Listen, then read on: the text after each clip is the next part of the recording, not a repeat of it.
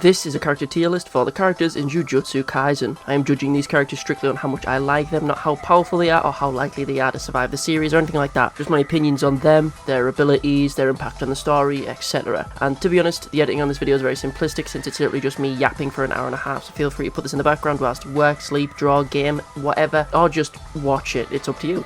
But if you want to hear me talk about a specific character, every character I mentioned has chapters, so feel free to scroll through them. Anyway, here's my JJK character tier list. This is a tier list that's made for power scaling, but the rest of them don't look as nice, so we're just going to use this one anyway. There are a few characters missing off this list, but not any big ones. Should we just start with the S rank? We're going to start off really easy. Look at any of my videos, we're going to get the easy shit out the way, right? Kusakabe's obvious S tier. Though I do have problems with his dialogue in the most recent chapter, I still think he's really cool. Obviously, right? Blocks Uzumaki. Potentially uses simple domain to survive maximum meteor. Saves Higuruma.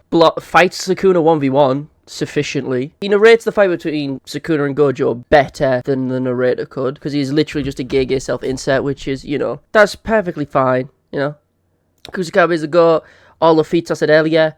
People seem to forget that he took a blue amplified punch. We don't know how he reacted to it, but since he's Kusakabe, he probably ate that shit like a champ. He has a sister. He's stated to be the strongest grade 1 by Mei Mei, Nanami, and Gojo.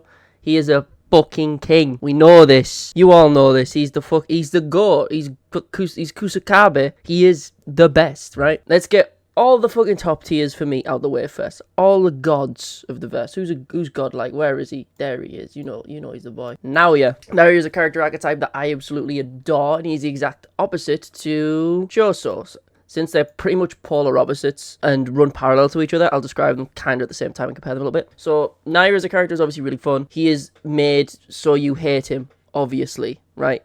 Naoya, he's introduced for you to hate him. Within the first page of you seeing him, in all the pages he's in on his introduction, he says something to make him seem like a dick. He's either saying women must be 3 steps behind, or he's saying, you know, just calling people fucking idiots. He doesn't care that Naobito is dead, like his own father. Like, he is immediately portrayed to be someone that you should dislike and just hate. He's a love-to-hate character, right? In the most perfect sense of the word. I feel like he also plays into a little bit of world building as well, slightly, in the fact that, you know, he comes back as a curse. But Naobito should have hit Naoya harder as a child. No, because then Naoya would have hit Maki harder. That doesn't make any sense, because, you know, all the flashbacks we get of him, I think there's 2. They're very intriguing. They're very incredible. They're like single pages or single panels, but they're super intriguing. The first one we see as an adult kicking the shit out of a child, Maki, in like a t-shirt and jeans, and he's just like stamping on the ground. That's the first flashback. The second flashback we get of him with Toji, showing us his entire worldview being destroyed and being kind of ironically open-minded towards Toji, unlike the rest of his clan and his brothers, while also being incredibly close-minded towards Maki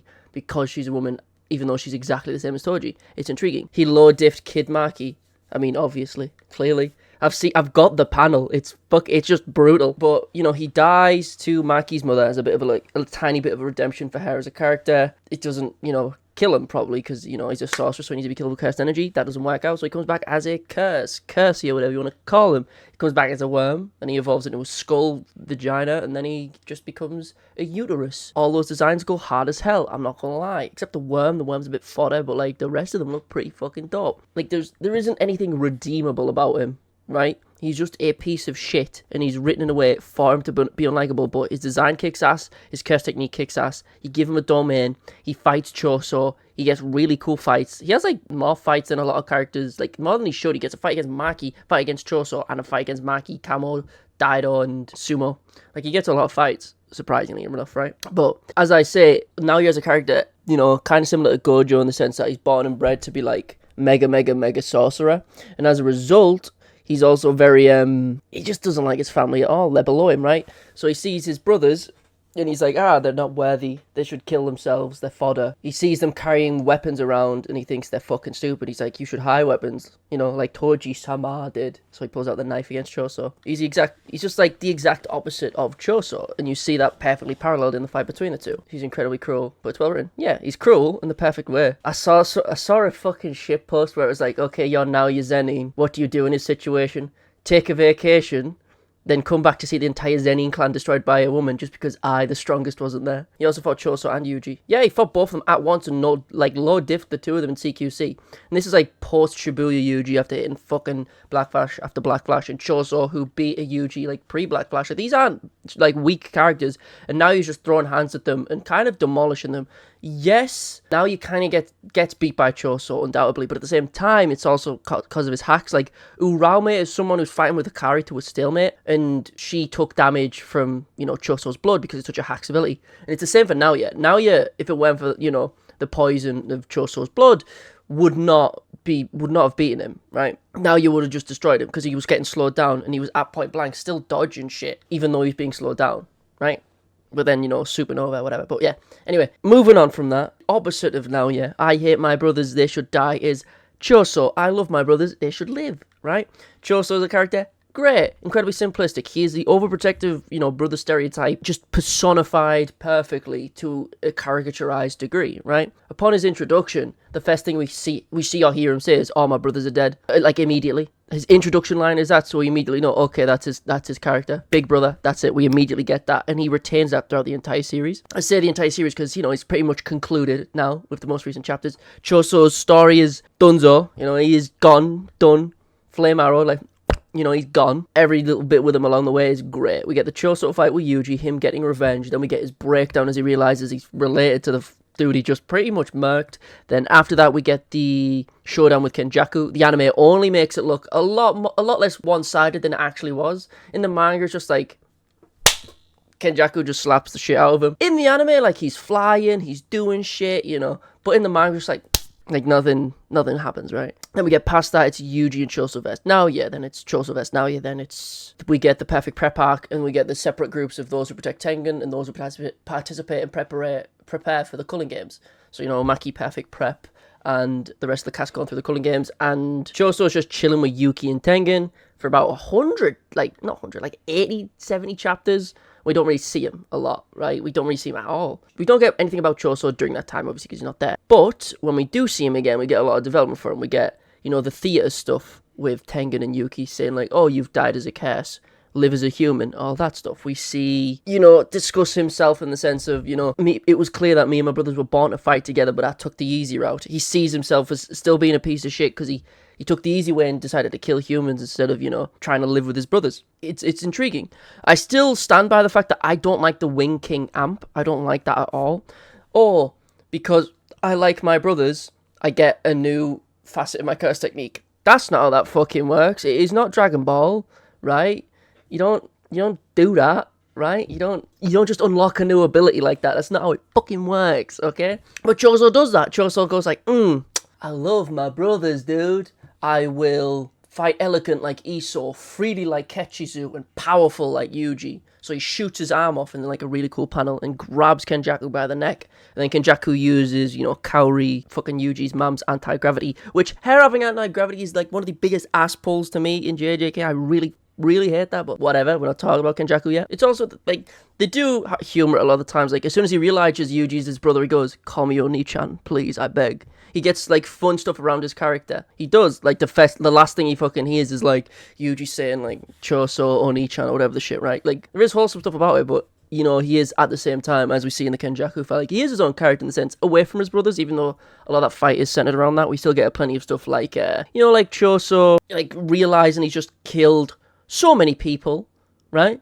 Which is funny because when we go to the commentary, like when Gojo sees Choso, he doesn't immediately fucking kill him. Like, this is someone who got him locked away. Like, imagine if it was anyone else who attacked Gojo and put him in the prison realm. If, like, Mahito was just around and was friends with everyone, or Jogo, or Hanami, or Dagon, or Kenjaku, it was just chilling. Would Gojo have accepted them as like a good guy now? Like, upon seeing Choso on site, Gojo should have fucking exploded him, but he didn't. But instead we get this like wholesome panel of them doing like the slam dunk smile and like in a volume extra page, which is wholesome, but it's still like, Gojo, you should fucking hate him. He shot blood through hundreds of people to get to you, bro. It's like, it's ridiculous. I keep seeing so many shit posts being like, yo, if Choso had HIV, he'd be special grade. I'm like, brother, it's pretty much already special grade. If his corpse can block a flame arrow, even if it's binding vowed and like different stats, that's still ridiculous. Like, imagine just being able to, like, do a fucking Piccolo in front of like an arrow that's supposed to destroy an entire city, and you just eat that shit. I know it's like only aimed at a single target, and that's part of the binding vow, but even still, that's like a big feat. It's really weird. Anyway, who else is in the top 5? I fuck with Miguel. I'll put him up there as well. Obviously, I love Miguel, you know. Got a video on him. Accidentally, as soon as I finished that video, a couple weeks later, he appears back in the manga, so that video's outdated, but it was still fun. Miguel, really fun character. Someone who fought on equal terms as Gojo Satoru. If you go by the JJK Zero film, clearly fucking not. In the manga, it's a lot more up for interpretation because we don't really see any of it, but I mean, there are little inklings you can gather from the fact that like the black rope was, by the time we see them, like half gone. So he has been continuously using it against Gojo. He's probably just been healing any little wounds he gets from RCT. But yeah, he shows up, teaches Yuta more about cursed energy. He has a very simple curse technique that just kind of gives him buffs and applies debuffs. It's kind of similar to like domain buffs. So like when you're inside someone's domain, you get stronger, they get kind of weaker, that kind of thing. But he applies that as his curse technique, but without an actual domain. It's incredibly simple. And he gets compared to Gojo, and Gojo saying, oh, if I didn't have my curse technique, and, you know, he would win the sprint, I would win the marathon. Like, stupid statements like that, which don't make sense. But he is compared a lot to Gojo, because he is built fucking different. Miguel never fails to boogie down in Sukuna's face. He does, like, capoeira shit and starts throwing himself around on the floor. It's really cool. It's really intriguing. Like, he punches Sukuna, he does stuff. Him and Larue doing shit. What is the premise of this list? Same stuff as always. This is just my favourites. I'm going through it again because I'm recording this one. Obviously, Kusakabe would be on the top no matter what the fucking list is. How strong the character is, Kusakabe on the top. How cool they are, Kusakabe on the top. How much I love him, Kusakabe on the top. How big the top, Kusakabe top. Like, Miguel, there's not much else to say. There is, like, a lot of questions that we don't really have the answers to. Like, why is he the only, like, we only have, like, a handful of sorcerers outside of Japan. But why specifically Miguel, and why is he so much stronger than, like, most of the sorcerers in the series, despite not being in Japan because of Tengen's barrier? Gyacho. You know, we talk about Gojo. Since I last did this list, I last did this stream, like, a couple months ago, and we got more chapters, and Gojo's showing up again, kind of, and I've thought about it a bit more. I'd put Gojo a bit higher, to be honest. I like Gojo as a character. Obviously, nowhere near as much as these. He'll move down, like, the bottom of it as this continues. What do you like about Miguel specifically? The fact that, you know, his character is very fun. Like, Gojo being racist to him and him going, no, like, I'm not a stereotype. I'm just built different. Not all black people are incredibly powerful. I'm just Miguel. And Gojo's like, oh, shit, I'm racist. Like, that shit's funny. Miguel is a character working for Geto and him being a realist and saying, oh, Geto's probably in hell. His character is intriguing. The fact that he wasn't willing to fight Sukuna, you know, he wasn't willing to get into the major fights unless Sukuna was injured first. He wouldn't go in before domains. He wasn't going to be there before Sukuna was injured. He was not willing to do that. He's like a realist in the similar sense to Kusakabe, and he's a defensive tank similar to Kusakabe, because he just ate blue amplified punches from Gojo like an absolute psychopath. Dude is built strangely, but it's cool. Kusakabe has too much aura. You know he's already at the top. Where do you put Juzo, Raccoon Man? Let me fucking talk about Gojo first, right? So, the little bits and pieces extra we get about Gojo recently, like the little flashbacks we see of him not caring about what happened to his corpse, because it's very intriguing to see in hindsight, like, if you were to read it chronologically of, like, all the like, the little bits of training and stuff we see, and all the flashbacks and stuff before the Sukuna and Gojo fight, it still would be very difficult to tell who would have won. It's easy to say now, oh my god, what are they on about? What are they yapping about? Where it's like, Gojo thinking he wouldn't lose, you know, when he's talking about Yuta taking his corpse, because he doesn't think he's going to lose. No one thinks he's going to lose. Shoko doesn't think he's going to lose. I've talked about before, I've been kind of turned on the Gojo train a little bit. You know, I like how his power represents a lot of things. Him just being the strongest, just affecting everyone intrinsically, not even on purpose. Just by him existing, not only does the power ceiling get lifted in the entire verse, it causes him to be a fucking lonely, miserable git. You know, it drives Geto insane. It drives him to be an absolute racist. It is just raw ability. Like, even before RCT, before the fight with Toji, he was, like, mega busted, right? You still could say arguments that, you know, like, during the hidden inventory arc before the fight with Toji, maybe Yuki was the strongest sorcerer, someone else or, like, a different special grade. Like, probably not, obviously not Geto, but, like, you know, maybe, I don't know, Yuki's, like, the only other one you could say, but whatever, right? I have grown to like Gojo a lot more.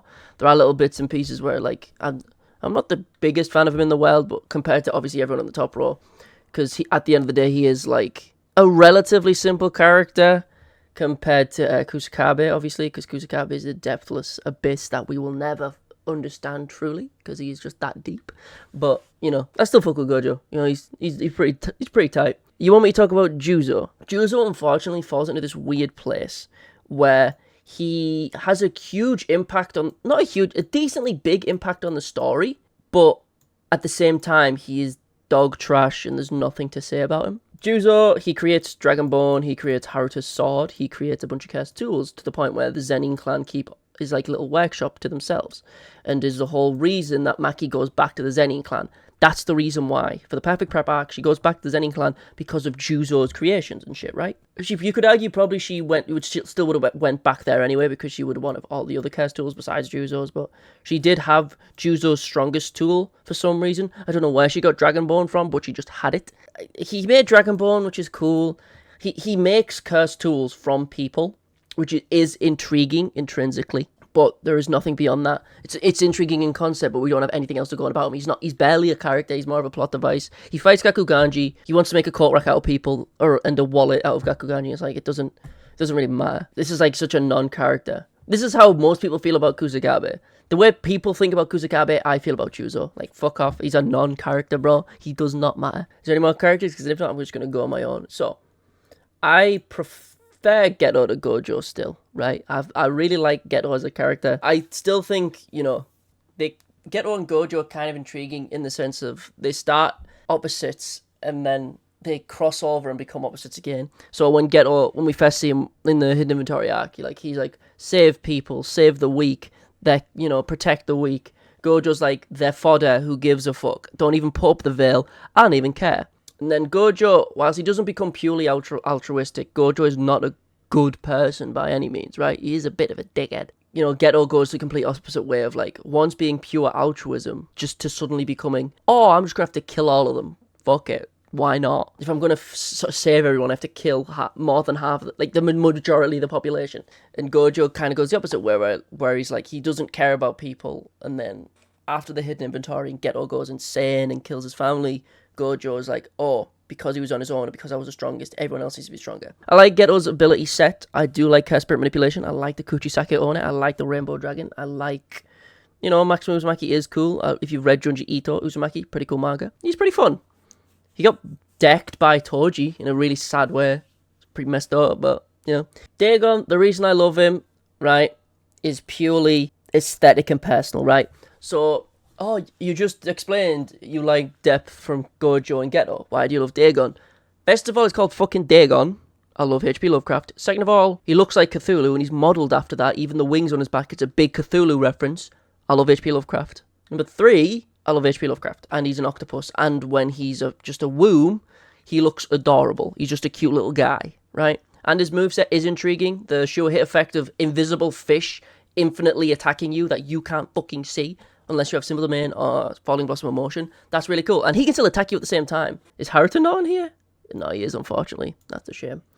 Haruta, I'll put him above Juzo. He's in a similar sense, but worse, because everyone, inarguably, doesn't like Haruta's character. There is nothing likable about it, and there's no depth to it like Naoya. There's nothing fun about it like Naoya. It's not even funny in its absurdity, where, like, Naoya is misogyny pushed to 11, 3 steps behind. It's not even that kind of, like, outlandishly mind-boggling. It's just Haruta, oh, I'm a psychopath, I like to kill women. Ooh! Like, that's the depth. His depth is a pond, bro. While Naoya may be a infinite fucking thing for you to discuss and talk about, Haruta can get like two seconds. Bro's fodder. That's all you need to say. But despite that, his curse technique is also intriguing. The luck-based stuff where he will survive despite him passively not understanding his own curse technique, intriguing. That's fun. I like that. But at the same time, it's the only thing carrying his character to not make him the worst character in the entire series. His curse technique itself is the only thing that's likable. Is there anyone you want me to place, right? Or should I just go on my own? Because right now, where do I put Ino? He might change. He might go above Gojo and Geto, but let me just talk about him first. And I'll probably make me feel where I'm going to put him. But Takuma Ino is a character I very much enjoy. Unfortunately, a lot of his depth is kind of hidden. A lot of these characters have depth like fucking Dark Souls games. And what I mean by that is that you have to read fucking item descriptions and mid-chapter profile pages and Q&As and the fan book to get like the really interesting stuff about them, right? It's not just in the fucking manga. Ino as a character, it has a fun curse technique. There's a lot to discuss about it. That's why I did a fucking video on it. He is, he's been memed to shit, the Shiesty Sorcerer. He is a fun character. He's a character that plays into the theming of Jujutsu Kaisen that is very prevalent in the sense that the theme of passing on to the next generation, where Gojo's whole philosophy since the Hidden Inventory arc and seeing Geto's downfall is like the next generation, making them as strong as possible so they don't have the same problems that I did. That kind of thing. And Ino fits that perfectly. His relationship with Nanami is very intriguing. And he doesn't beat the Shiesty allegations at all, because if you read his character profile, it's stated that, he doesn't want Nanami's sword initially. He doesn't want that. When Nanami's alive, Ino, when becoming a grade 1, wants Nanami's watch for, like, a celebration. He's like, when I become a grade 1, give me your Rolex. When Ino's whole gimmick is, he's strong enough to become a grade 1. I feel like undoubtedly, right? When we see him against Ogawa and her grandson, it's like you could argue he's like semi-grade 1, grade 1, but he's definitely, since he's on the battlefield against Sukuna and he's hit him with he's using Kirin and he's hit him with Ryu, he's obviously a grade 1, right? Obviously, he has a simple domain on top of that, he's grade 1. He would have wanted Nanami's watch, not anything else. He wouldn't want his tie, his fucking anything like that. He would have wanted Nanami's watch, which is crazy to me. Like, just imagine saying, if I get a promotion tomorrow, give me your Rolly. How does that work? Ino is just like, he's just trying to steal Nanami's watch. It's crazy. But then him, after Nanami's death, taking over the mantle and using Nanami's sword. But even before he does that, he asks for permission from Gojo and all of his friends. He's just a respectful ass dude at the end of the day. He asks for permission to use Nanami's sword, and then everyone else goes, you knew him better than any of us. You were his BFF. He's like, fucking yeah, I was. And he uses the ratio sword against Sukuna. It's cool. I think Ino, he's not a ridiculously deep character. He doesn't need to be. He doesn't have enough credence in the narrative to be a deep character. There's not enough time for him to be one. But the depth he does have is intriguing, and it's nice, and it's simple, and it's wholesome. He is the next generation, of Nanami, right? The same way that, Gojo is, passing down his generations to Megami and Yuji, and, his students, Nanami through Ino, in, a very more literal way with his sword. And it's cool. Ino is cool. He's dope. Let me just talk about Jogo real quick. So, I'm not putting him there, I'm just figuring out where I want to put him. So, let me just talk about him so I can get a feeling for where I want to put Jogo. Jogo as a character, yet again, not super deep. But that he doesn't need to be, at the end of the day. He is a fine villain. He plays his part. He does have a little bit of depth to him. He slowly evolves in the interactions we see him with Gojo and Sukuna, right? Everyone loves to make the memes of, Jogo. As I said that, it popped up on my screen. Foxy, nice one. He is also a character who, unfortunately, faced the two strongest characters in a row exclusively. But at the same time, everything he does is, praiseworthy. Using Maximum Meteor, he has a domain. He is one of, if not the strongest disaster cast. There's always debate between whether it's him or Mahito, but he is, there's always debate about it, whether or not he is or is not the strongest, right? But he's kind of humble, asking how many Sukuna fingers and all. The thing is, that's what I'm talking about in regards to his depth, right? So when we first see Jogo interact with someone who is, quote-unquote, the strongest, right, Gojo, he's full of ego. He thinks he's one-tapped him immediately, right? Even though Kenjaku would have told him about the Limitless, he assumes that, I've just threw lava on him, he must be dead. Even though Gojo's just kind of like, fucking, what? No. You silly Billy. They hold hands and he duffs him in the fucking chest. Jogo gets his head ripped off. Infinite Void. He gets fucking demolished. And then after the fight, he's like, okay, if he revives Sukuna, how many fingers worth is he? Blah, blah, blah. And then he fights Sukuna. And then he clashes with him. He won't use his domain because he's smart enough to know that he'd lose a clash with domains. We see the flame arrow in Shibuya. We get the perfect speech of, stand proud, you're strong. Because Jogo was strong. Kenjaku says he's about 7-8 fingers worth. And that's crazy. Because there's not a lot of characters. He's not top 5. He's maybe not even top 10 because there's a lot of busted characters. But he does take a red to the face. He takes a blue amplified punch to the chest, which always annoyed me because Gege had that statement when he says that when Hanami eats like 5 black flashes from Yuji and Todo during Goodwill. There's a statement from Gege saying that if Jogo took all them black flashes, he would have died. And then Jogo's like next to the panel, like next to the quote, and he's like, yeah, but only if they hit me, because he's like a glass cannon. But at the same time, he eats a red to the face, and he also eats a blue amplified punch and kick, which makes that statement very contentious to me. Like, I don't really like that statement at all, but whatever. I still think Jogo, very cool, very intriguing power set. His, like, flame insects were never really explained, which is weird. He just has insects of lava. Don't know. But, you know, as a domain, has maximum meteor. Really cool. And then Kenjaku praises maximum techniques because they are cool. He is a character with, like, he does have depth to him, like, where he holds Dagon's hand as he's, like, withering away.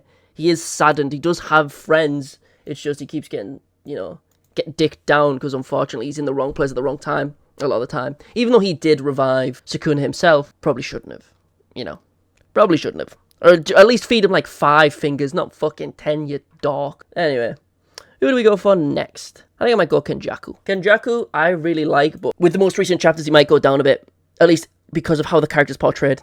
Or at least how his story ends. So, obviously, as I say in the recent chapter, we get, you know, the Yuta reveal. In the sense that Yuta takes control over Gojo's body, etc., etc., etc. Which means Rika ate Kenjaku. Which is annoying because if that was Kenjaku's death, everyone makes this comparison. I've had everyone compare it this way, and it's perfectly apt if you've read Bleach or watched it. The Aizen of the series, the Aizen of JJK, Kenjaku, the mastermind, the Zetsu. Like, it shouldn't be called Jujutsu Kaisen, it should be Jujutsu Kenjaku because he planned everything. He dies before the final showdown. He dies in a comedy act and getting sliced from behind. He doesn't go out with a bang, he goes out with a mutter, with a whisper, with a whimper compared to what he should have went out with. Like, he is someone who took curse techniques like Yuta, but through body snatching. He was a horror villain. He goes around stealing people's fucking corpses. He's creepy, he's got the Frankenstein stitches, but doesn't matter. Doesn't matter.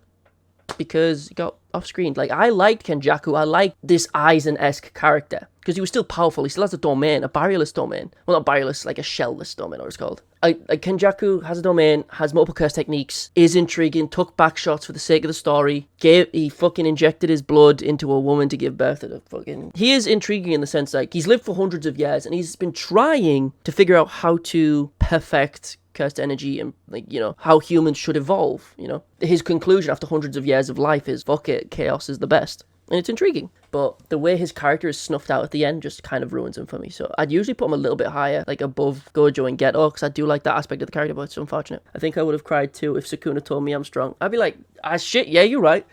If you fight the strongest dude of all time, like, who's the strongest dude of all time? You fight Kusakabe. And Kusakabe says, you know what, dog? You're strong. I'm sat there limbless, no teeth in my mouth because he's punched them out. I'd be like, I'd start crying too. Not from pain, from joy.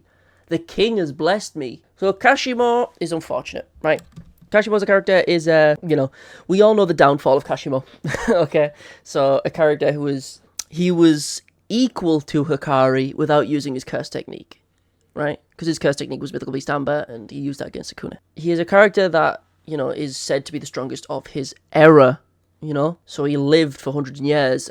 Well, he lived for a while, made a promise with Kenjaku to get revived hundreds of years later just to fight Sukuna, the strongest of all time. And what happened? Where is it? Where is it? Hold up. He fucking died. He's a character that is intrinsically intriguing, you know, he is. We constantly see characters who are the strongest of their era. We see Gojo, the strongest of his, Sukuna, the strongest of his, and then we see Kashimo, the other strongest of his era, when Sukuna wasn't around. Like, when Ryu was, like, just getting started, and he was pretty strong. You know, we hear of him. And we get all this build-up, and we see Mythical Beast Amber, and he gets a few pages, and then he gets a dialogue similar to Jogo, where he's just talking to Sukuna, and it's obvious that he's just dead here. Right? Like, Sukuna got 10 full chapters with Gojo. 10 chapters. We're constantly going back and forth. Is he going to win? Is he going to lose? Domain. They're bleeding out their brain. They're bleeding out their nose, their mouth, their neck's coming off. Arms getting lost. RCT, Black Flash, shit's popping off. And then Kashimo shows up on the scene. Soon as he's gone, boom, dead. And it's... Like, I love JJK, obviously. I wouldn't have made that many videos if I didn't. But at the end of the day, that's something I really hate. Kashimo is one of those characters with so much possible potential as a character, like, from a writing aspect. And he's just wasted, completely just wasted as a character, and it's very unfortunate. Whilst he is cool in the sense of, he has the electrocute, like he has this like electricity cursed energy. He has Mythical Beast Amber. We don't know if he has an anti-domain. He might have Wicker Basket. We don't know. He might. I doubt he has a domain because of how his curse technique intrinsically works, because it's a use and die. And everyone's like, well, how the fuck does he know he had it? Because if he uses it and he dies, how the fuck would he use it in the first place and not immediately die? I think I'll leave Kashimo there, but he'll probably go to the bottom of B, because he's just someone with so much potential. He is intriguing. His fight with Hikari is dope. His commentary with during the Gojo fight, where he's like, Yuta wants to jump in and help, but everyone's like, shut the fuck up. And then Kashimo's like, no, I'm next. If anyone's going in, I'm next. But he's still going to wait for the 1v1 to finish first. Like, he's from, an era where it was fight to the death, 1v1, don't be a pussy. And it shows through his dialogue and stuff. And just the way the character acts. Like, he fights Hikari, loses, even though he's only got, a couple bruises on his face. Like, he's got all his cursed energy, he's gone. But Hikari's got his arm blown off. But Kashimo's just got a couple bruises on his face. Like, oh, Hikari won. Barely. I'll do Yuki, Ryu, then Toji. Yeah. Okay, Yuki, yet again, intriguing. We know she has a domain. Has a simple domain. I'm a huge fan of simple domain. Everyone knows this. Simple domain is fucking cool. Her character being the exact opposite of Kenjaku. Oh, we must eradicate cursed energy. No, we must perfect it. We must... what is the next step in human evolution? Yuki is just, intriguing. Yuki, I like her. I like Garuda. I like how she shows up at the end of Shibuya and just kind of tells Kenjaku to fuck off. And he does. The fight with her, Choso, and Tengen versus Kenjaku is a fun read. Obviously, she's kind of nerfed in that fight. She can't use domain because of Tengen's barrier and stuff. She can't do a couple of things. And then she uses she creates a black hole, which people still debate whether or not it's the biggest, highest attack potency in the series, because she creates a literal black hole. People still debate whether or not it's, the strongest attack in the series. And you could argue that. You really can. But Kenjaku BS's his plot armor away and just goes, no, anti-black hole curse technique. You cannot touch me. I'm invincible. And that was always annoying. She knows Larue. During Shibuya, just after when Kenjaku shows up, Larue is saving Todo from the battlefield, right? And that's why Yuki goes, I need to buy time for Larue. Because at the time we didn't know who Larue was, and it turns out it's, Geto's family member with the hearts on his tits. She was just meeting other sorcerers across the world, including Larue, I guess. I guess after Geto's death, she just met up with all the Geto family members and just became friends with them and was chilling, which is intriguing, Even though she is the one that inherently inspired his downfall to kill all humans. She kind of accidentally started that. She was like, it's like when you give your mate advice, but you also have to kind of end with, but I wouldn't do that though. That'd be crazy. But Geto fucking did it. It's like, you could kill all humans and it'll save the world, but I wouldn't do that personally because I think it's stupid. But you can do it. I wouldn't. Me personally, I think it's stupid. But then Geto tries to do that, But I think she is intriguing in the sense that she is a funny character. Garuda is cool. It's also a kind of a curse tool. You can also boot it. It immediately evaporates a special grade cursed spirit that was at the White House and it was intimidating everyone. She just boots Garuda like a fucking ball through its chest. Really cool. She is a special grade by every means. She's ridiculous. Pretty simple design, but really cool with the military boots and combat trousers, Pretty cool. Do I like her more than Jogo and Kashimo? Yeah, because they've got a little bit more. She's got a little bit more depth to her. Ryu? I fuck with Ryu, right? I fuck with Ryu. Granite Blast. I will ask you this question again. I ask this question every time Ryu is brought up because it's fucking stupid. In the flashback we see of Ryu, he has a top knot. How the fuck do you shoot granite blasts? How do you do that? I don't understand. He shoots, he has a granite blast, has a domain. I think he does he's snapping his fingers.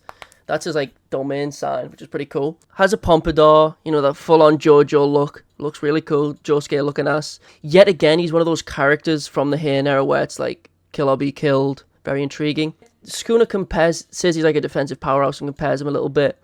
Even though he eats a couple slashes from Sukuna. Sukuna's like, whoa, you're pretty strong. If you step out the way, I'll let you live. Ryu says, no. And then Ryu just dies. He's cool. He gives has a chat with Yuta. He opens Yuta's heart through combat, which is really cool. He's just again, not a complex character. He was a lot of fun.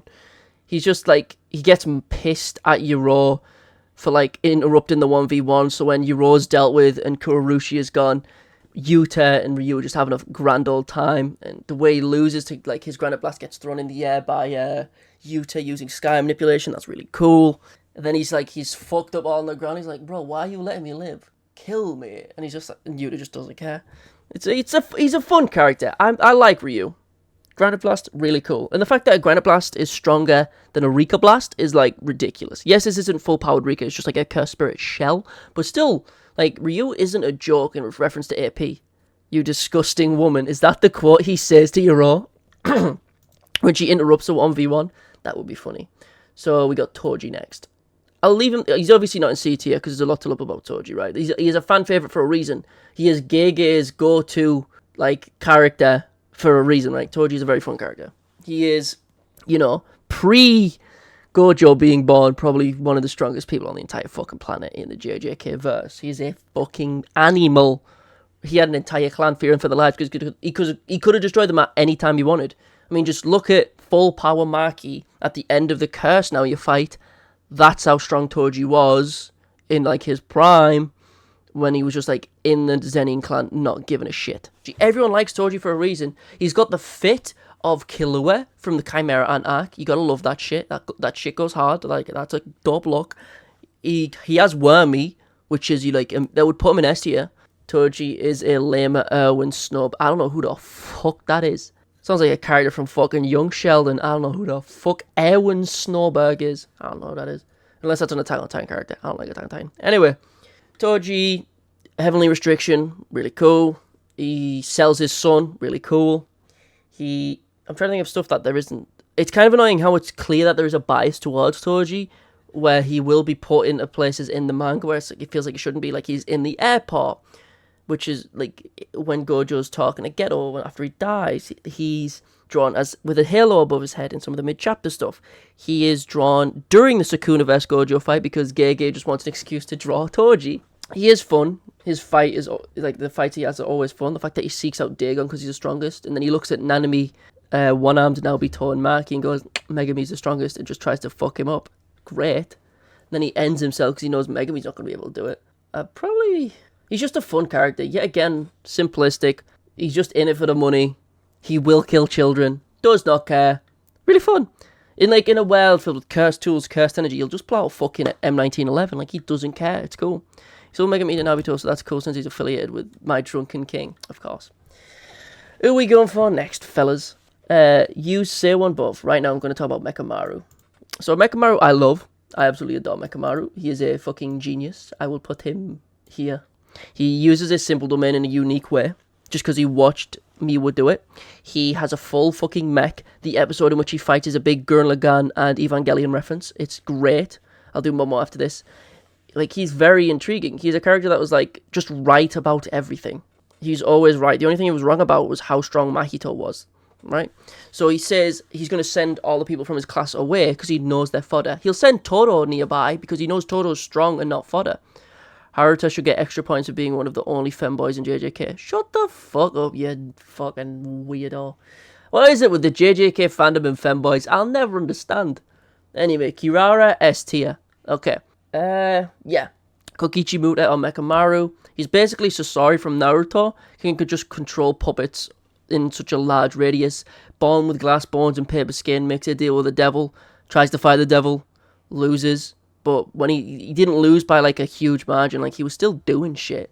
Like, he was still damaging, you know, Mahito's soul. Like, he was doing shit. And then, what you call it?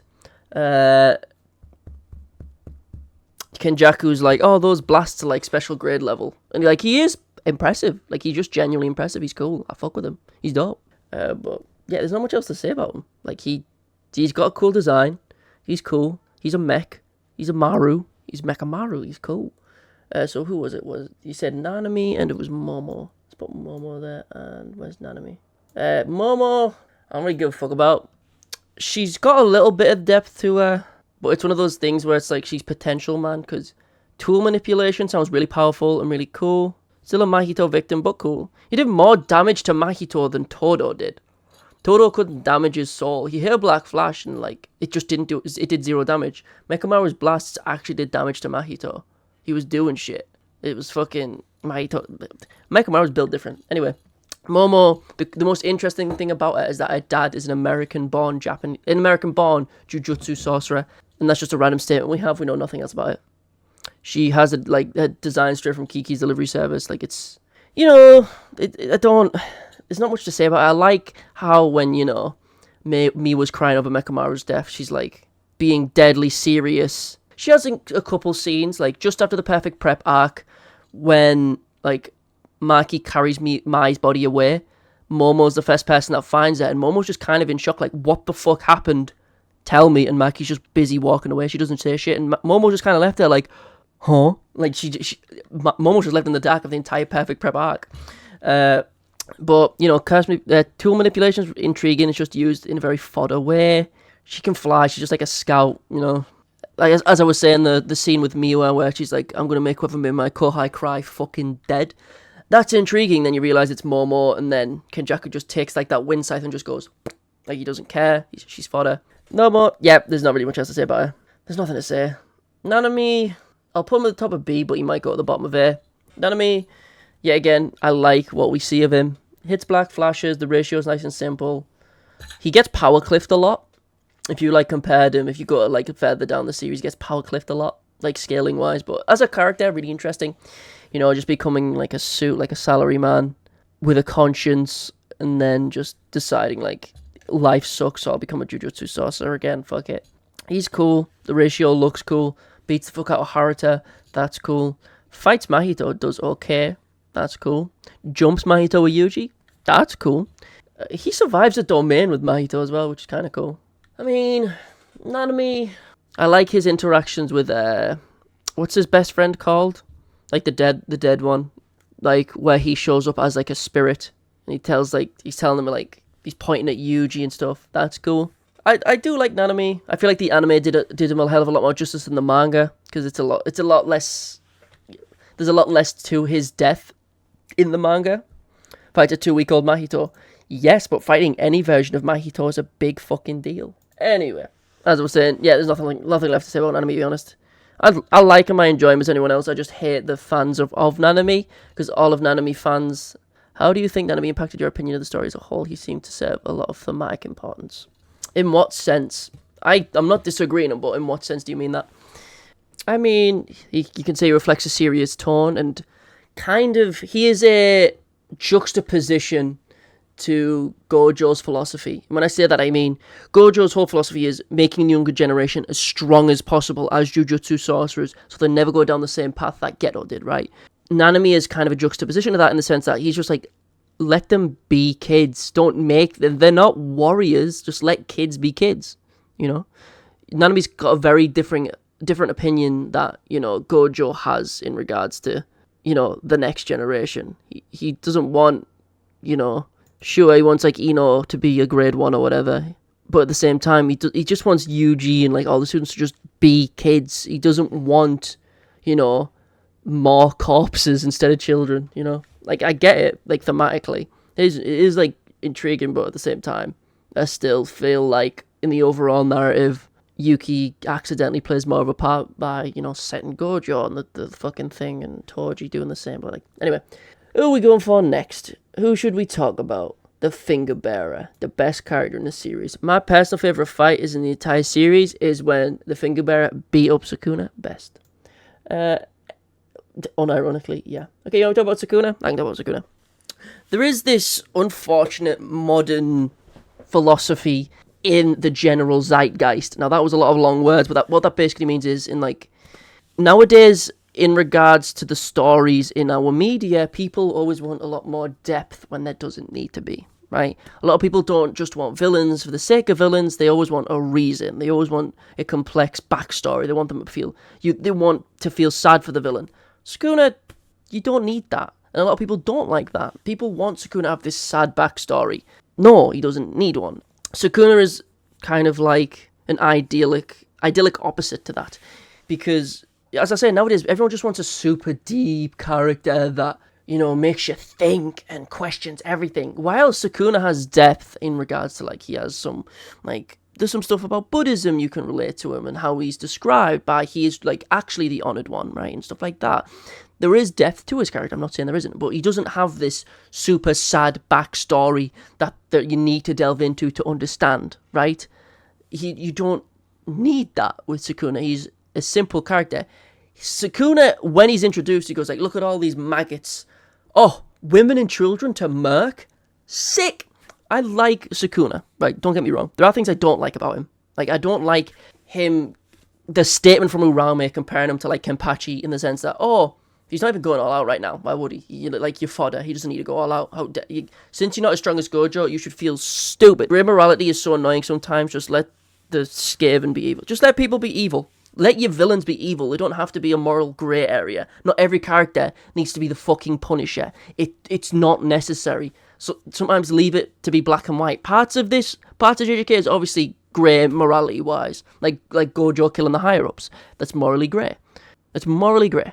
But Sukuna, morally evil. It's black and white. He is just fucking evil. When he is first introduced and first revived, his first thought is to kill women and children because, like, that's his first immediate thought. You can argue there's a bit of character differentiation as he evolves over time, as Gege is writing the story, because now he's less of just, like, child murder and kill and eat. He's more just, like, fight the strong, kill them. Like, he seems like a slightly different character, but that's neither here nor there. I think that there are two components to this. Sukuna simultaneously does not require unfathomable complexity or tragedy. It's also a disservice to the character to give him one note. He's simply him. You're not wrong. I think that's fine. I feel like you can have a character just born to be evil. Like, Aizen doesn't need a super evil backstory. He's just a dick. He's just evil. He's just a genius. Sukuna's the same.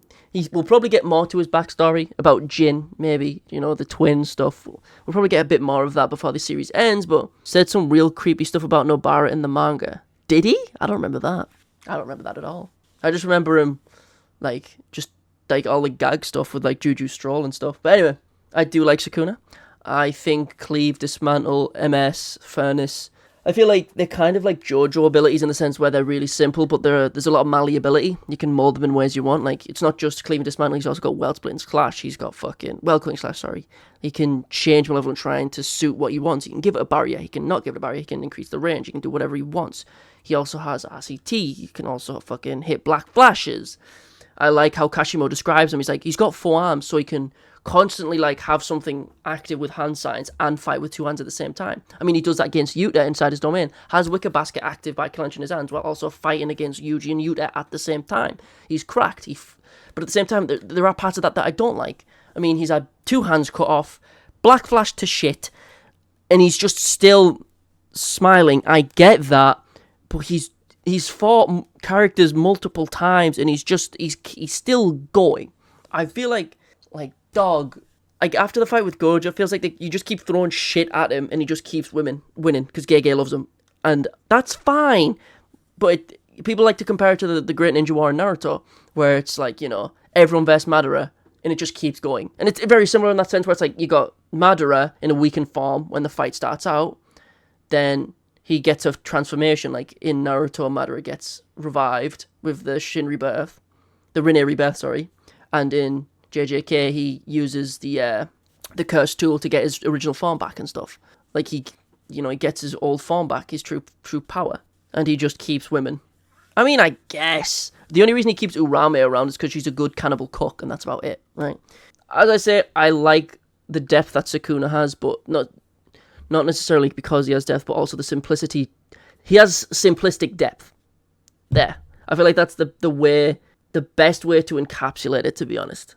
I prefer it over Gojo just because it's kind of a breath of fresh air in the sense of, not every character has to be fucking, what's he called?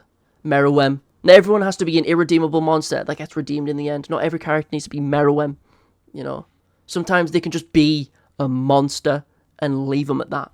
And Sukuna encapsulates that, and it's fine. It's perfect. Leave him. Don't give him a backstory, Gege, because if you do, well, fucking... I know how he loves to do flashbacks, but if he gives a big one to Sukuna, it'll be fucking...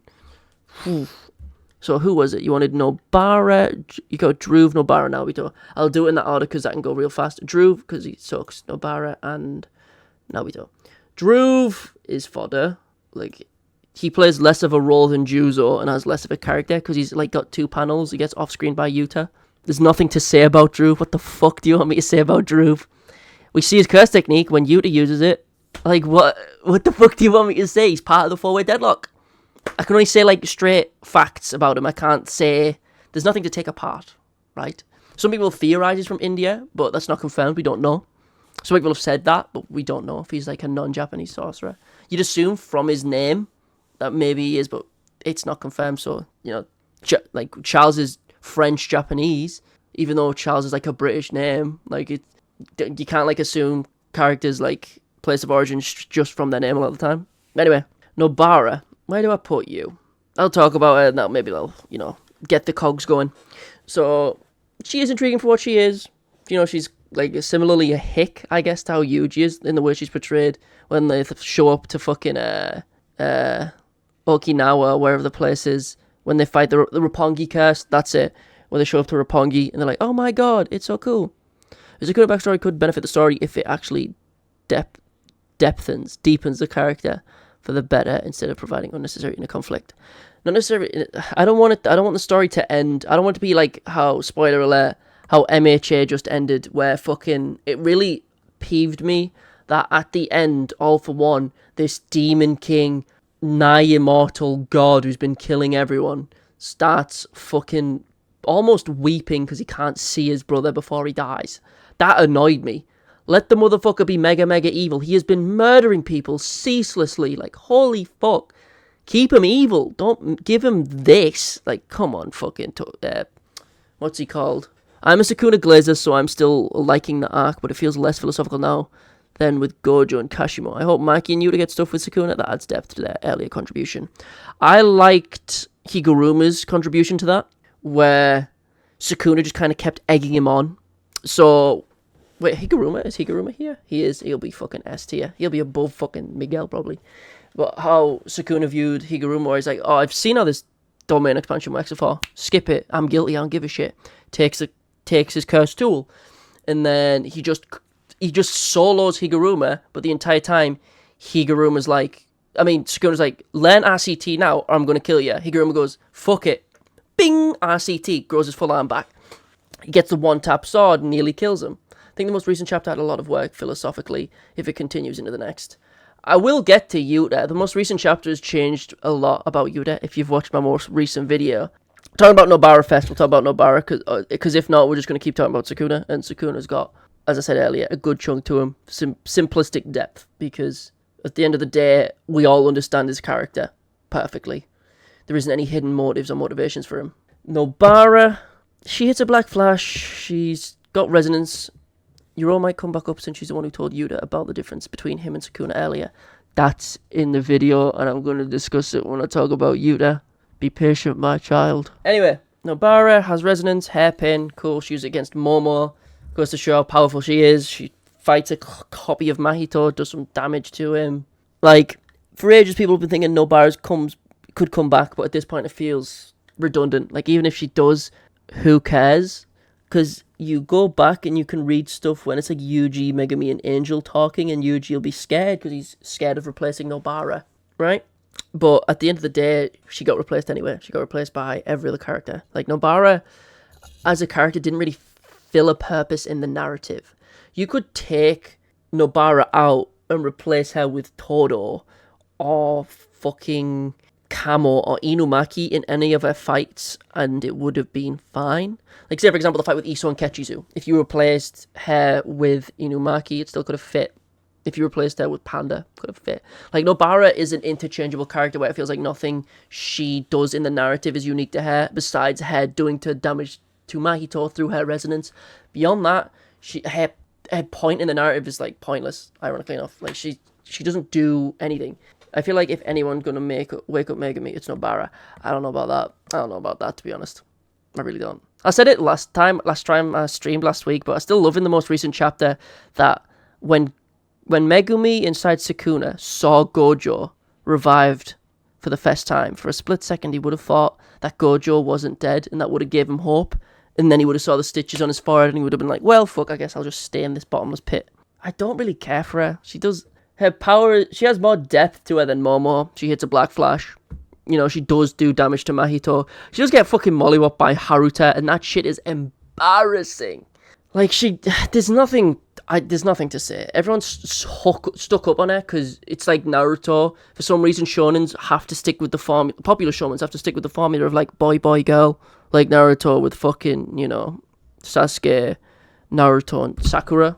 It's like, it's exactly the same. To be honest, Golden, I just can't see it.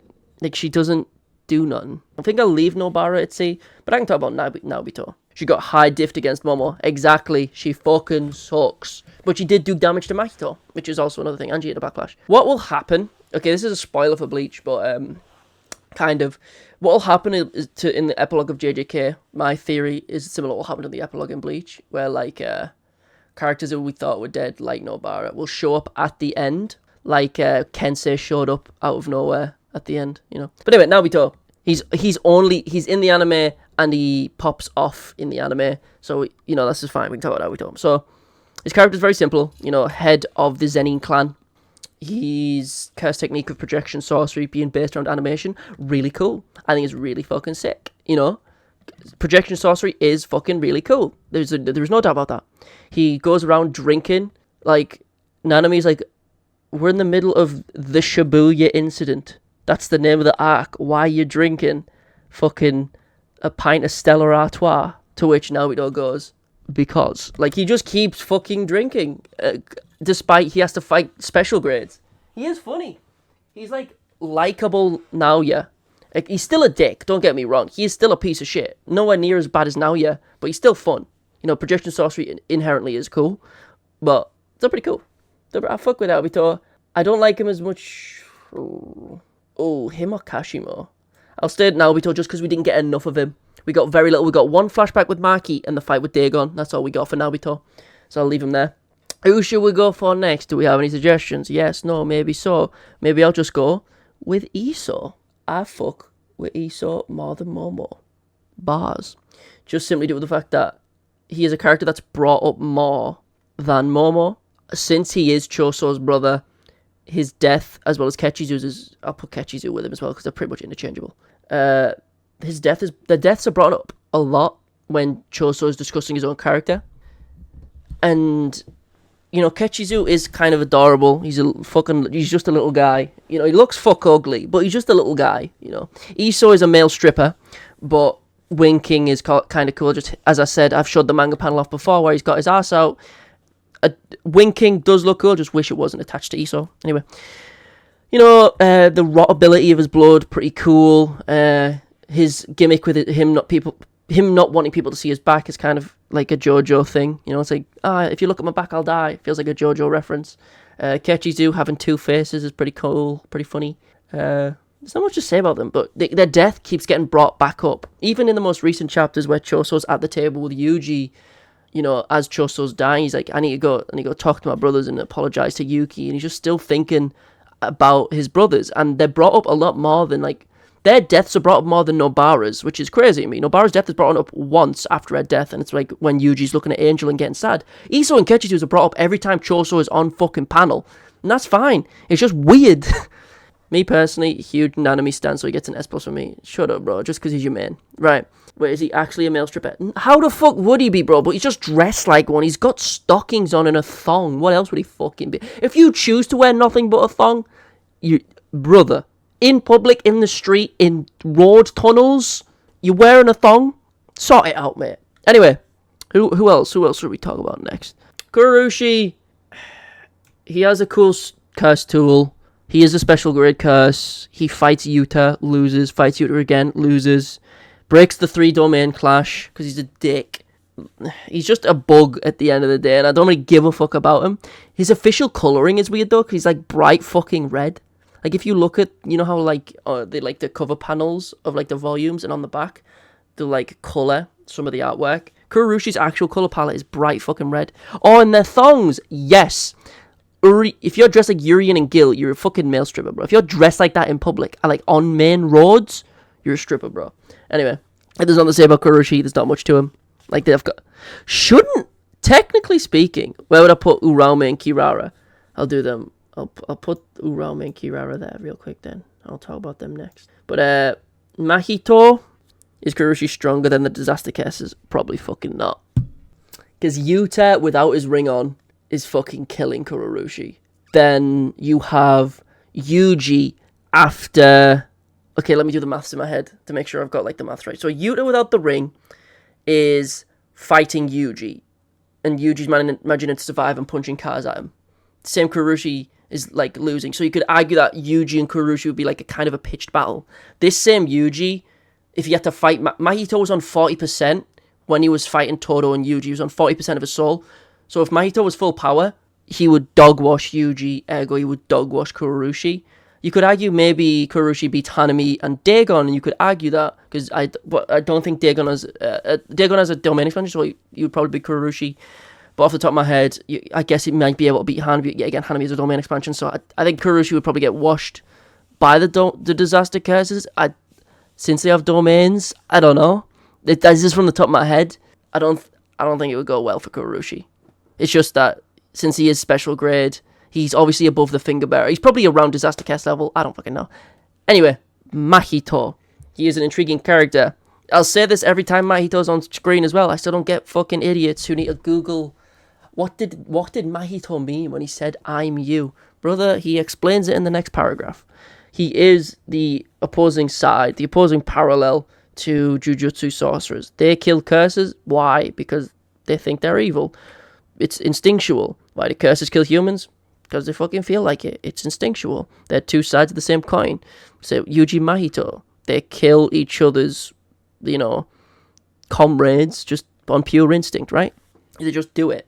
But at the same time, Mahito has just a lot more maliciousness than him than just pure instinct. He will fuck with Junpei for weeks, get his mother killed just to fuck with him, give him a cursed technique and cursed energy just to fuck with him, and then turn him into a dinosaur to fuck with him, and then fuck with Yuji. Mahito's my favorite character because I just love characters like that. Well, you like characters that dress as schoolgirls. Like, I don't get it. What's your problem?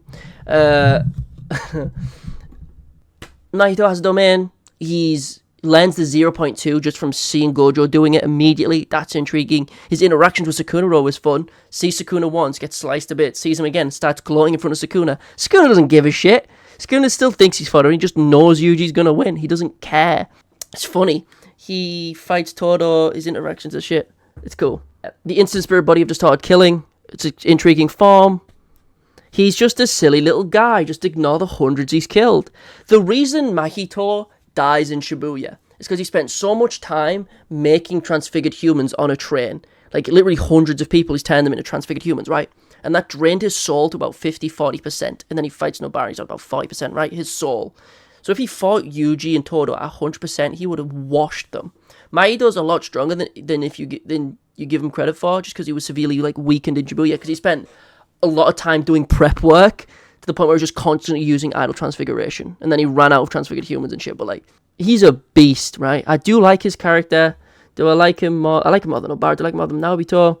I do like the symbolism with him and Yuji being two sides of the same coin, and I also like his portrayal in the anime where he's just groaning in the morning, being like, and he's throwing rock. He puts a rock in a snowball and throws it at Yuji's head like a dickhead. That's fun. The fact that he sees Kenjaku about to consume him, but because Mahito is, created from humans in the most literal way, he knows that Kenjaku was lying to him. He knows that Kenjaku was going to consume him. He knew all along.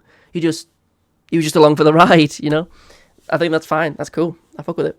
There's not much else to say about him. It's pretty cool. I like the visuals with his domain expansion using the hand signs in his mouth. Pretty cool. Uraume, Ice bitch. Sukuna-sama. I don't fucking... Fuck you, bro. Choso wins. I don't fucking know, man. Uraume, I don't really give a shit about her.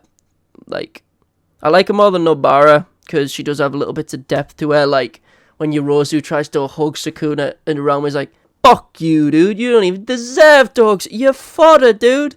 And then Yorozu immediately dies. That's funny. Uraume being around just to be around to act as I assume a portable freezer to just freeze meat for Sukuna and then cook it. That's kind of funny. Her interactions with Kenjaku are pretty funny, where she's just like, I don't take fucking orders from you. You are not Sukuna. Fuck off, you weirdo. That's fine. I think those interactions are pretty fun. It's just, it gets kind of boring a lot of the time, especially in the most recent, 20 chapters or so, where every time we see Uraume talk, it's literally, Sukuna's not even going all out. Sukuna, he's the best. He's not even losing right now. You guys suck. You're not even Gojo. Why are you even trying, bro? Just lose. Sukuna's going to win anyway, bro. This is our dub. Sukuna's going to win. It gets boring to hear that every time she's on fucking panel. That's all we're getting. And that's it. There's nothing else to Uraume. Like, we know she's powerful, she's busted strong, but like, you gotta give me something else, dog. If you want me to like the character, you gotta give me something else besides the design, like the Todoroki ass haircut. Like, you gotta give me something. You gotta give me something. I ain't got nothing. Kirara is below that. The reason why is the curse technique fucking pisses me off. I've talked about it before, but her curse technique with the star constellations is the closest the series has come to like villain of the week. If you don't know the star constellation, you lose, or you've got to just, you know, waste a fuck ton of time. It's really fucking stupid, and it's really fucking annoying. I don't like the curse technique at all. I don't mind Kirara as a character. It gets kind of annoying though when Gojo says stuff like, I need to show off in front of my students, and then he doesn't interact with more than half of them, including the funniest interaction Uraume has in the entire series is when she strolls up to Gojo and goes, you talking shit to Sukuna? I'll beat your ass, Gojo, you fucking suck. To which Gojo replies, shut the fuck up. Who the fuck are you? I think that's funny as shit. Like, Uraume gets punched through buildings and shit, because like fucking Gojo gets out the fucking prison realm, Uraume starts talking shit, and Gojo just goes, shut up. And Uraume, she just goes, who are you, dude? I haven't seen you. And it's true, he never got a chance to actually see Uraume, because she shows up at the end of the Shibuya incident, and he is trapped at the beginning. But Kirara, I don't like the curse technique. Character is fine. Her interactions with, you know, Hikari are fine. Pretty cool, pretty awesome. But it's like, there's nothing. The design's fun. I like the design. The design's pretty cool. Crop top and shit. Dyed hair. Piercings. It's fucking sick. But at the end of the day, there's not much to Kirara as a character, and the curse technique is really fucking stupid. Like, I just really don't like the curse technique. Who are we going for next? Look who we got. I'll do a couple myself, and I'll let you pick the rest. I'll put Ogi, Jinichi, and who else? And Angel, because I can talk about these ones really quickly. You guys pick the next one. Ogi is below Momo because he has less of a character, but he does have cool fire. Pretty epic. And, you know, there is depth to him a little bit in regards to his opinions on, you know, children should not be in front of their parents, you know. They should not stand in the way of their parents, because he wanted to be the clan head, even though he's fodder, you know. He's a fucking idiot. If he thinks he would ever be able to beat Naobito, if he thinks he can beat a fucking finger bearer, to be honest, dude's fodder. But, you know, he's pretty cool.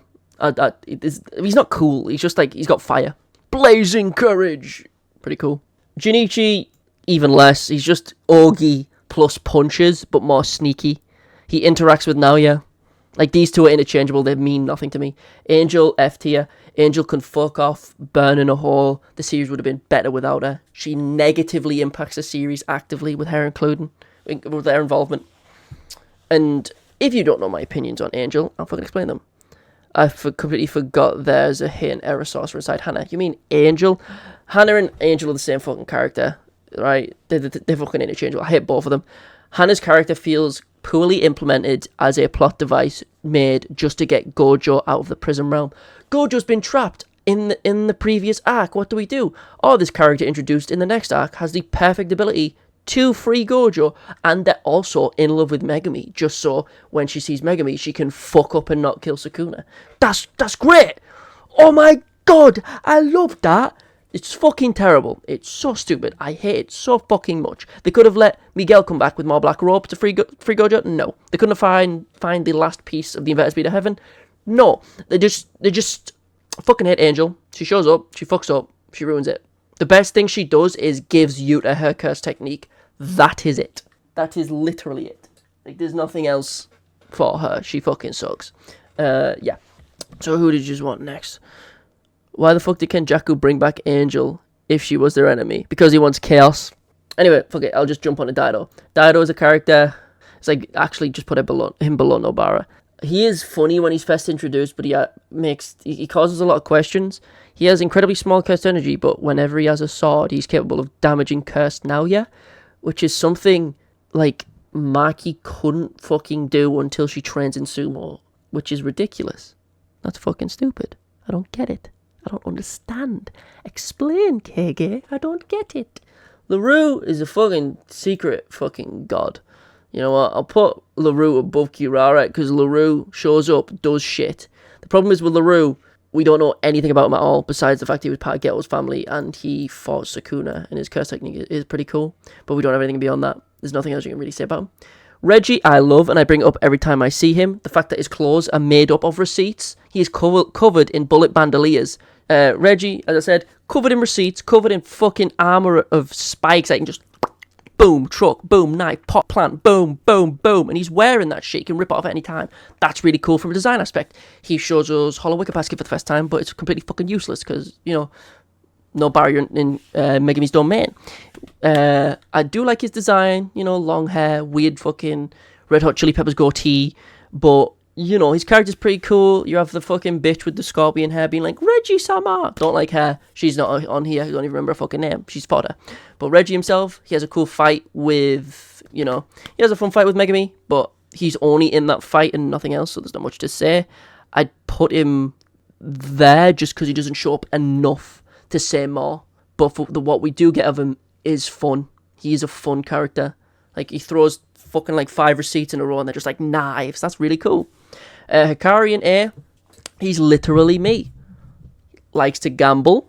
That's all you need. And he's based off Tyler Durden. If you didn't know, his design aspect in the Fight Club is based off Tyler Durden from Fight Club. You know, it's really cool. I mean, his entire character is just like a Fight Club reference. Like, when Yuji and Megumi first show up, and they're saying the rules of his Fight Club. They say, what's the first rule about the club? Like, it's just a big Fight Club reference, and it's really cool.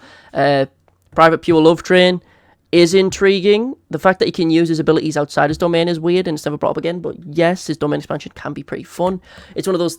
It is annoying. There's an annoyance factor in regards to his domain that you have to read this entire fucking page to understand it. And sometimes, even after you've read it, you won't fucking understand it initially. But once you get a hang of it, you do understand it, and the pachinko machine aspects of it, right? But his power's pretty fun. He is, at the end of the day, just kind of a punch and kick merchant, which is a pretty common phrase in the JJK fandom. But, you know, he is fun. He, you know, his interactions with Yuji is pretty funny. You're not supposed to talk about Fight Club. Did you know, this is a bit of a movie factoid for you, because I did study film. The cast of Fight Club, there's a scene in the movie where they're talking about how to build a bomb. In the original version of the movie, they gave the actual instructions how to build a bomb, and it was removed by the fucking, like, the ratings office, and the cast was actually taught how to make a bomb. The cast, like, the actual actors, like Edward Norton and Brad Pitt, they were taught how to build a bomb. They just, because why not? Why wouldn't you need that info? You're in Fight Club, of course you need to know. But yeah, that's pretty funny.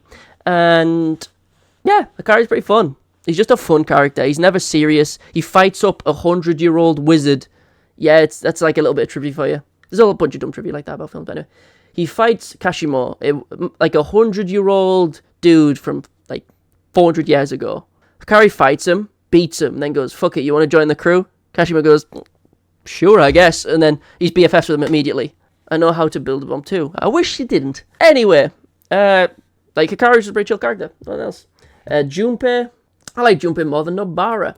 Junpei's got depth.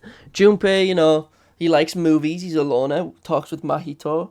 He gets a CT. He can summon jellyfish. That's pretty fucking cool. He fights Yuji. He gets washed immediately, but he can summon jellyfish, and that's fucking cool. I love how anime onlys at the end of Shibuya, thought Junpei was revived, but no, it's Yuta, not Junpei. Wish it was though. Who should we go for next? Yaga. It's pretty cool. I will put Yaga there. Yaga's a character has depth. He helps Kusakabe's nephew, Takeru, and in turn, Takeru's mother. He fights Gakuganji, reveals the secret of how to replicate his curse technique by implanting 3 souls into a fucking thingamajiggy. Yeah, I like Yaga, I like his curse technique. Like, he is a character who's an old veteran of like a Jujutsu sorcery, and on top of that, he, as a result, got the rank of special grade as soon as, like, the higher-ups realized how busted his curse technique is. He dies shortly afterwards, but, like, he is a big deal, and he's, like, quite wholesome whenever he's around. Urahime, I'll put Urahime there. She's fine. You know, she has a funny curse technique. She's a strictly support-based character. We see her in the flashbacks. She's really fun. She dances and sings. She gets drunk. She's chill. There's not much to her character, but she seems nice. There's nothing else to it. She's just a simple character. She's just there, chilling. Yuro. Given how I feel about Yuta now, I think I'll put her here, which is a bit higher than she was before, I think.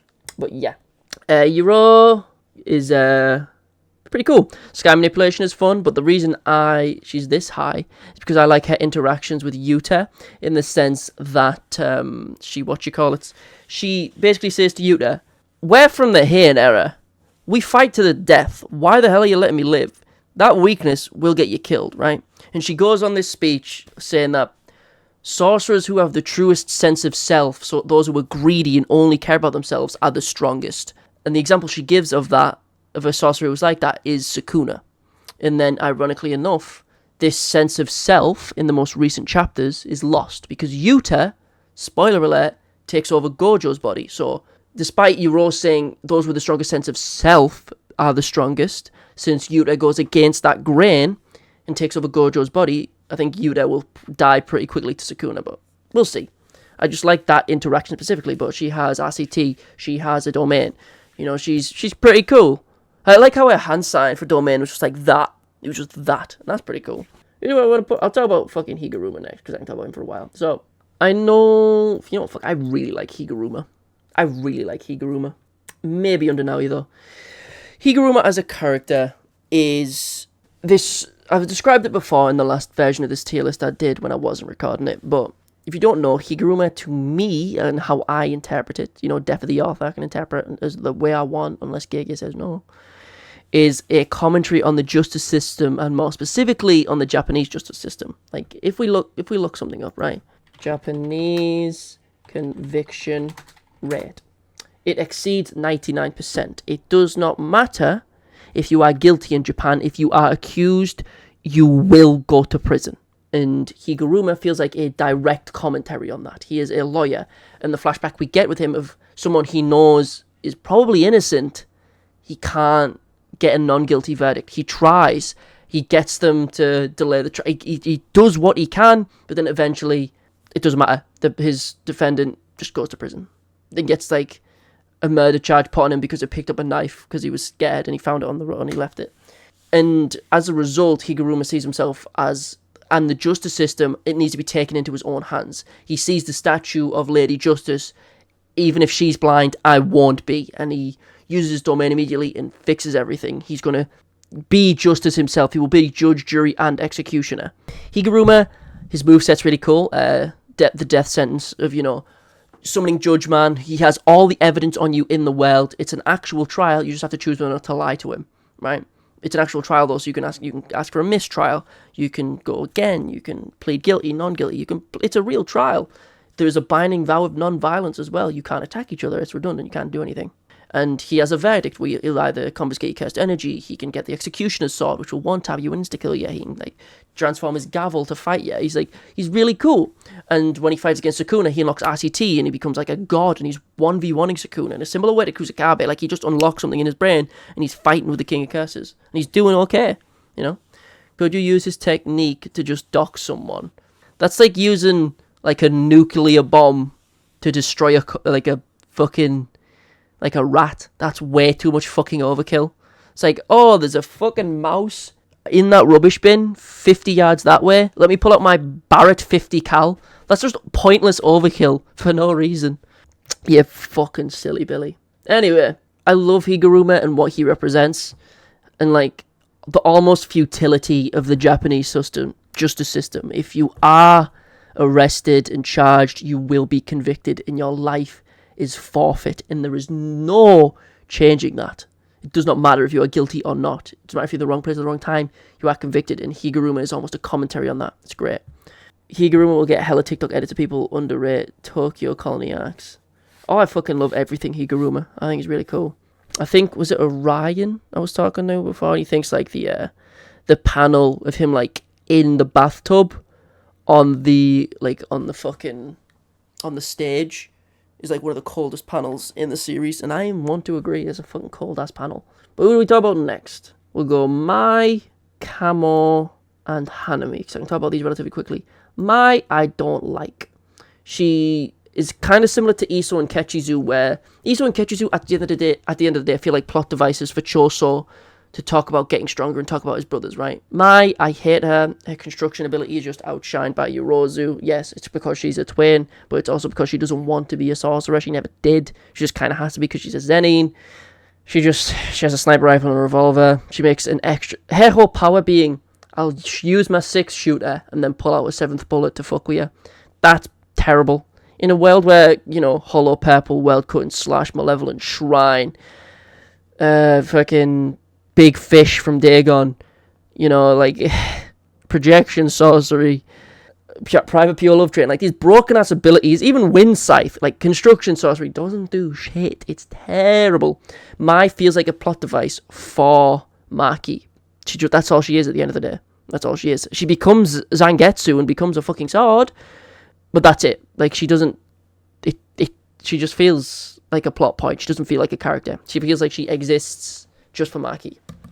Mai is there as a setup to the Sukuna's Jin plot twist explanations later. I guess maybe you can argue that, but I don't see it that way. I don't see Mai being a twin foreshadowing. You could say that.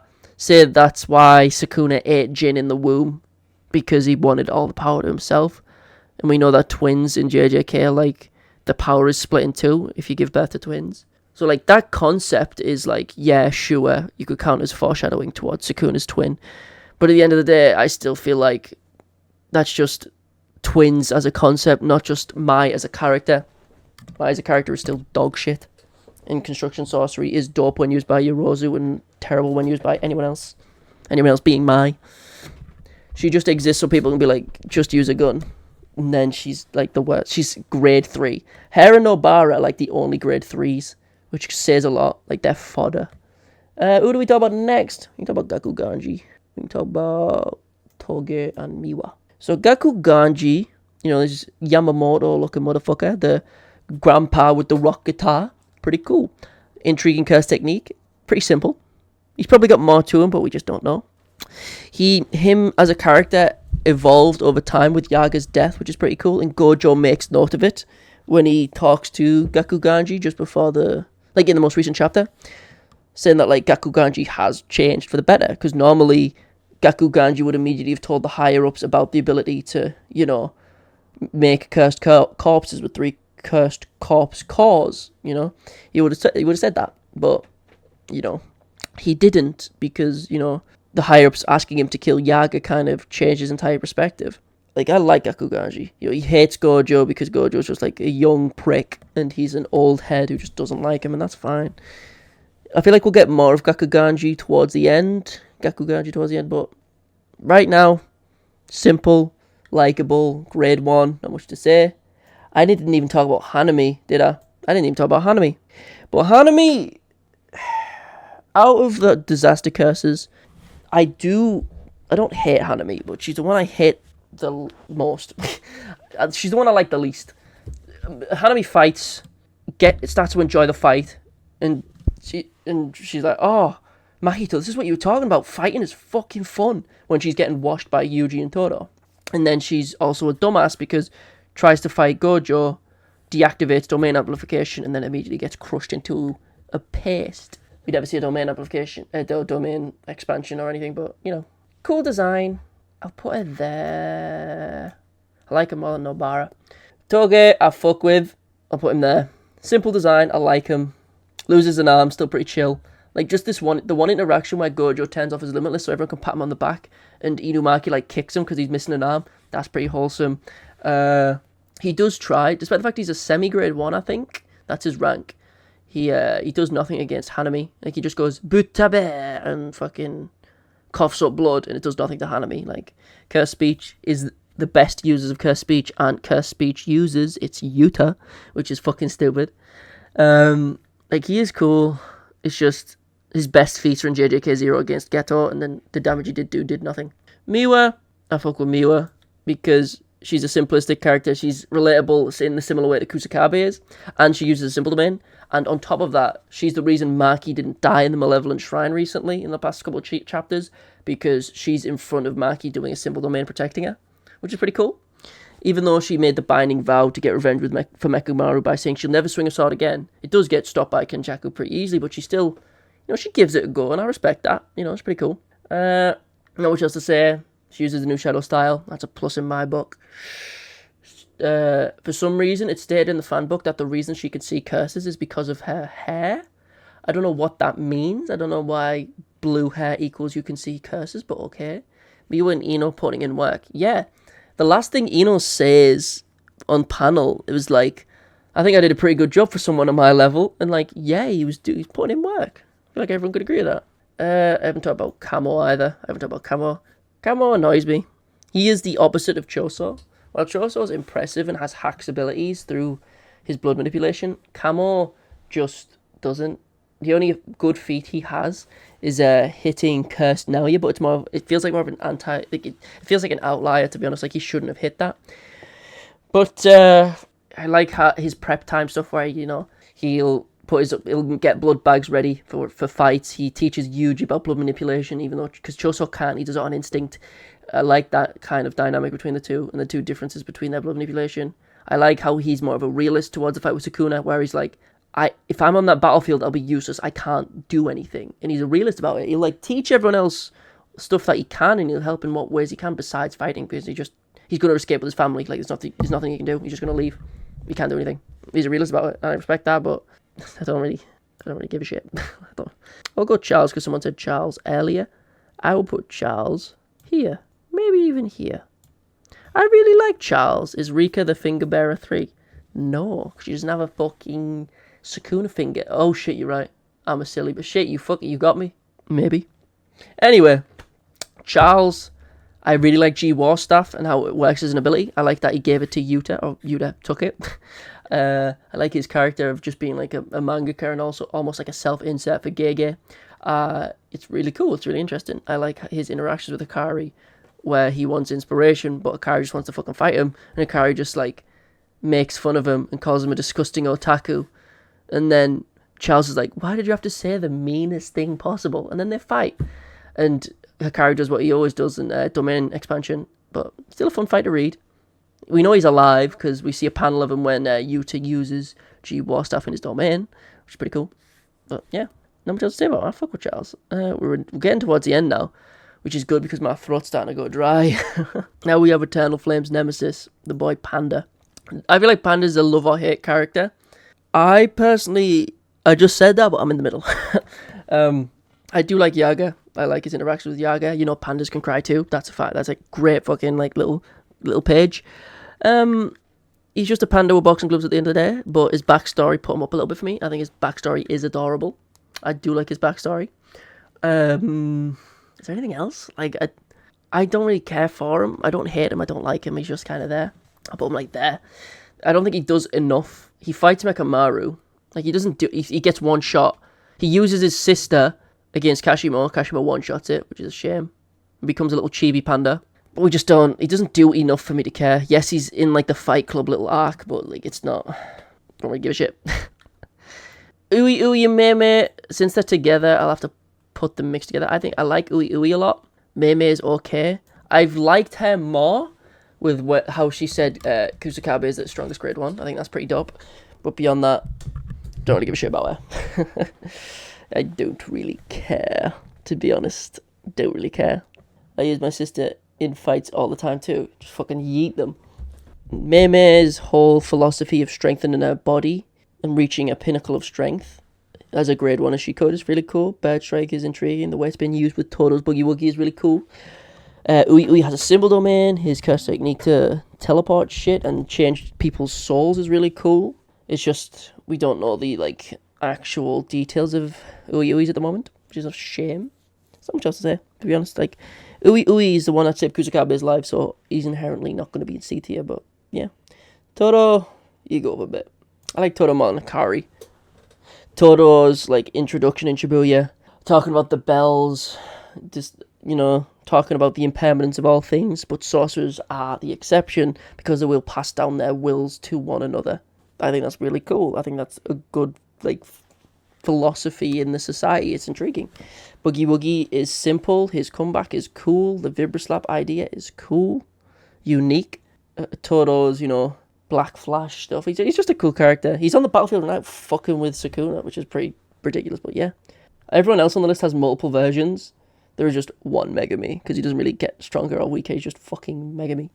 I guess you've got post-domain and pre-domain, I guess, but everyone views him as like the Sasuke of the series, and I can see why. I think the 10 Shadows is a fucking overrated technique, but you know, Megumi as a character, very simple, wants to save Samiki, doesn't want his friends to die, is kind of depressed right now. I know a lot of people are writing fanfics about how when Megumi takes over his body again, he's going to be evil Megumi, he's going to destroy the world on some like Sasuke shit at the end of the series, but I don't really give a shit about him. He's like, it's an unfortunate thing when, like, in a series like a shonen, the main three, or like the main trio of Nobara, Yuji, and Megumi, none of them are like in my top 10. None of them at all. Like, I don't fuck with them. I really don't. Well, I've only got 4 left. Maki, look, listen. I don't give a shit about Maki, right? She's cool, but she fights Naoya, and we don't like that. I know she's like the antithesis of him. You know, I like that. That's cool. The Soul Split is cool. But she just feels like another way for Toji to come back because Gege loves him so much. I like her design. After like the Jogo stuff, she looks cool. Megumi, I mean. Maki, I like him more than Megumi and the people before her. She does have cool fights. Like, there is always cool visuals in her fights. You know, she is a monster when she, like, destroys a colony on her own and shit. She's, like, doing shit. She's cool. But I don't really give a shit. She's, like, got a funny relationship with Yuta, but, Okay. I'll go Takaba, Yorozu, then Yuta. Takaba is a fun character. The comedian is dope as a curse technique, said to be more potent than Gojo's Infinite. Limitless, sorry. The fight with Kenjaku, pardon me, at the time, it was very slow. The fight was very slow. But, what you call it? When looking back at the Takaba fight, it is, you know, very fun. He's funny, the Nurse Kenny stuff is funny. Him just summoning a special grade just for it to get hit with a fucking truck. The Fanta C, you know, a sea of Fanta, his fantasy. Him being on stage and telling jokes with fucking Kenjaku was funny. It's just, at the time, I can tell why a lot of people were pissed, because, you know, we want to get back to the Sukuna battle, not Takaba telling jokes. That's fine, but I still enjoy his character for what it is. Yorozu, I fuck with. Where the fuck do I put Yorozu, though? Yorozu feels like a very intriguing parallel to Sukuna, whilst she is strong and mega busted, and in, like, a lot of people would put her as one of the top 5 in the entire series because she is busted strong, right? At least power scales will put her in the top 5 anyway, because of her domain and insect armor and shit, but whatever.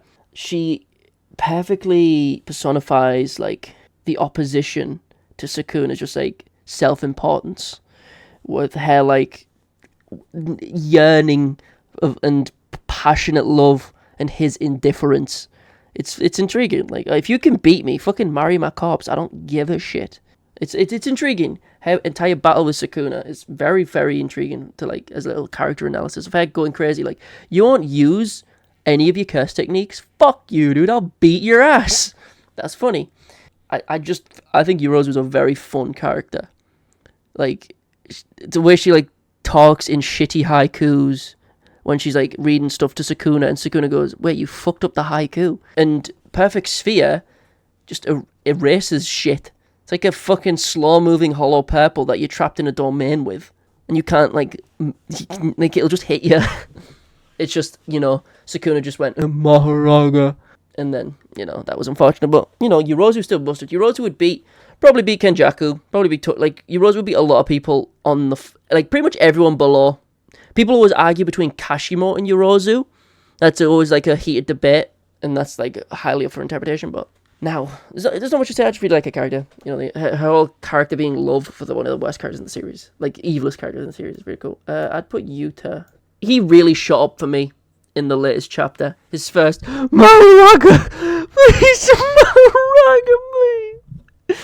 I love how Sukuna wasn't going all out against Gojo, but when he saw that hollow purple forming in the air, he literally screams, Maharaga! It's fucking funny. And then it cuts to Gojo in the afterlife in the airport, and Gojo's like, I couldn't even get him to go all out.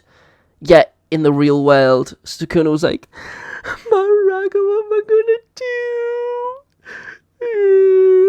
It's funny. But anyway, I really like Yuta. His development with the most recent chapters have been foreshadowed through his interactions with Yuro and Yuru, and I very much enjoyed it. And I explained it in my most recent video, and I'll reiterate it a little bit, where it's like, him as a character has always been, you know, very simplistic, and I will protect my friends, He's going to be altruistic. He doesn't like fighting. As said in the fight with Ryu, he doesn't like conflict. But, you know, Ryu melted his heart, so he would fight. So he would enjoy the fight for the first time ever, or maybe the only time ever. And Yuta, after this fight, realizes and is told his altruism is going to get people hurt. Him just letting people survive is going to get people killed. And then Uraume also says, you know, the strongest, as I said earlier, have the strongest sense of self. And Yuta gives that up in the most recent chapter. He gives up his sense of self. He becomes a monster. He becomes Gojo. His loss of sense of self in turn for a quick 5 minutes of power or longer, right? He gives up himself. He is not just Yuta anymore. He is Yuta plus all the memories of Gojo in the prison realm through the hidden inventory arc. He sees all those memories, and he's a monster now. And I think that's very cool. He was willing to, you know, get Frankenstein together if it means he can kill Sukuna. And I really like that for his character. Starting off with just like a kid who was just a prodigy, more blessed than Gojo, but, you know, and then becoming Gojo. Like the whole foreshadowing, even earlier on in the series when Gojo says there will be people who will surpass me, who will surpass Special Grade, who will be, and then you have Kenjaku saying, Yuta Okotsu will not be the next Satoru Gojo during Shibuya when he's getting sealed in the prison realm. He says that, like, I'm paraphrasing slightly, but that's pretty much the line he says about Yuta. And then Yuta does it. He becomes the literal next Satoru Gojo. I really like that for his character a lot. I very much enjoy it. I think it's really cool and really well done. And it's been foreshadowed through like the entire series. It's really cool. I very much enjoy it. But yeah, to be honest, I think I'll go like that. Yeah, I think that's it. Yeah. Oh, let me just make one little change. We're gonna get another Kusakabe and put him in S as well. There we go. Perfect now. But yeah, that's the tier list. If you disagree with this tier list, you're a fucking idiot, because if you like Angel, you've been hit in the head with a rock, or you deserve to be hit in the head with a rock. You think Kusakabe is below S? That's unfortunate. I hope you get the help you need.